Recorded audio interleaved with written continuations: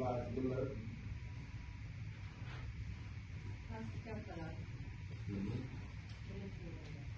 Nima tushuncha keladi miyalarda mana shu raqamli xizmatlar deganda? Mana plastik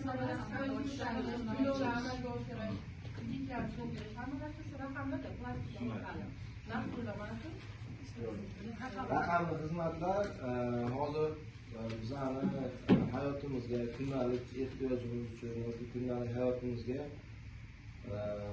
juda kirib kelgan xizmat turi bo'ladi. Ya'ni bu o'sha bank ilovalari yoki to'lov ilovalari orqali bank xizmatlarini, to'lovlarni amalga oshirish yoki boshqa xizmatlarni ko'rsatish bu shu raqamli xizmatlarga kiradi. Ya'ni o'sha hammamiz hozir buyoqda bankda bo'lib turibmiz.